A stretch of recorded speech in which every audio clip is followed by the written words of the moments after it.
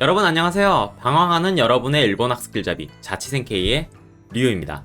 오늘은 먹고 마시는 것에 사용하는 도구와 관련된 기초 한자를 알아보도록 할게요. 그럼 시작해볼까요? 자, 시작은 부숫자인 술병 유자입니다. 술이 차있는 술병의 모습을 그린 부숫자로 생각해 주시길 바래요. 이 부분이 뚜껑이고 여기가 술 주둥이, 그리고 이 부분이 몸통, 그리고 여기가 술이 차있는 모습을 나타낸 것이라고 생각해 주시면 될 듯 합니다.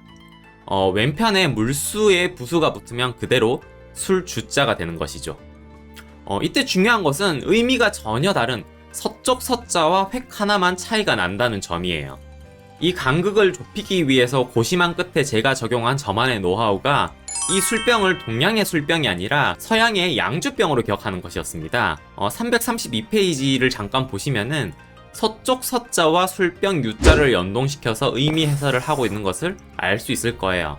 여러분들도 옆에다가 332페이지로 가서 잠깐 확인하고 올 것이라고 필기를 해두시고 둘을 비교해가면서 기억해 주시길 바래요. 다음은 우물정, 가지런할 정입니다. 이 글자는 우물 위에 두었던 나무 틀의 모습을 본딴 것이라고 해요. 자원 그대로 우물을 의미하기도 하고 가지런한 모습을 의미하기도 해요. 특히 부수로 사용될 때는 가지런한 모습이라고 하는 2번의 의미로 사용되니까 주의가 필요합니다. 음독은 세이, 조우로 읽을 수 있지만 여러분들은 세이를 기억해 주시길 바래요. 세이젠이라고 하면은 가지런한 모양새를 의미하는 정년이라고는 의미가 되고, 유세라고 하면은 유정을 의미합니다. 유정은 석유의 원유를 파내는 원천과 같은 셈이라고 하는 의미예요. 조우의 경우는 제가 제시한 어휘, 즉 텐조라고 하는 천장을 의미하는 어휘에서만 필요로 하는 발음이기 때문에 예외 어휘처럼 발음을 굳이 외우기보다는 어휘 자체로 외워두시는 편이 더 좋아요. 주의할 점은요, 이 텐조라고 하는 어휘가요, 세이로 읽히는 다른 어휘들보다 사용 빈도가 상당히 높기 때문에 결코 소홀히 해서는 안 된다고 하는 점입니다. 그래서 외우실 때 음독으로는 텐조 외에는 세이로 읽는다 라고 하는 형식으로 기억을 해두시는 게 더 효율적일 수도 있어요. 훈독은 이로 읽습니다. 이도라고 하는 어휘는 현대에는 직접적으로 쓸 일이 많지는 않지만 비유적인 표현으로 많이 사용되는 어휘니까 꼭 기억을 해두셔야 되고요. 자, 다음은 그름 명자입니다. 피혈자에서 이미 한번 언급을 했었기 때문에 여러분들도 기억이 나실 거예요. 이 그름 명자는 훈독밖에 없으니까 사라라고 하는 발음을 잘 기억해 주시길 바랍니다. 가필해주면 좋은 어휘로는 설거지가 사라라이라고 하는 설거지가 있으니까 그 정도는 함께 기억해 주시면 좋겠죠.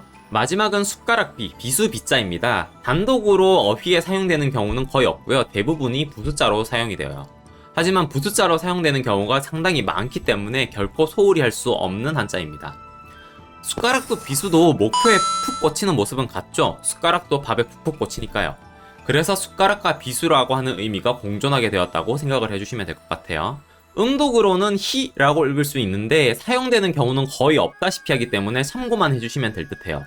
참고로 비수는 히슈라고 읽을 수 있다고 제가 제시를 해놨는데 이 단어는 한문 어투로 적을 때나 쓰는 어려운 어휘고 일반적으로는 사용을 하지 않습니다. 우리가 흔히 말하는 비수는 보통 아이쿠치라고 하는 어휘를 사용을 해요. 여담이 되겠지만은 이 아이쿠치라고 하는 어휘 한자 표기라던가 발음을 보면은요, 의미가 입이 맞다 라고 하는 의미가 되어서 비수와 전혀 관련이 없어 보이는 어휘예요. 이게 왜 비수가 되는가 하면은 비수나 단검과 같은 짧은 검의 종류는요, 손잡이와 날 사이의 받침 부분, 흔히 검악이라던가 폼멜이라고 하는, 일본어로는 츠바라고 하는 부분인데요, 요 부분이 없기 때문에 손잡이 부분이랑 칼집의 입구가 직접 맞닿는다 라고 하는 데에서 아이쿠치라고 하는 어휘가 사용되었다고 해요.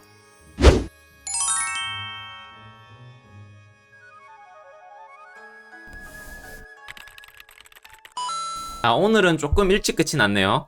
전체적으로 한자가 그리 어렵지는 않았을 거라고 생각을 해요. 그나마 주의하실 부분이라고 한다면은 술병 유자와 서쪽 서자를 확실하게 구분하면서도 비슷한 형태의 것을 어떤 식으로 연동시켜서 여러분들이 외우는가, 이해하는가 라고 하는 부분이 될 듯 하네요. 이렇게 연이어서 짧은 강의가 이어지는 그런 날들도 조금은 있어야겠죠. 그럼 지금까지 자취생 K의 류였습니다.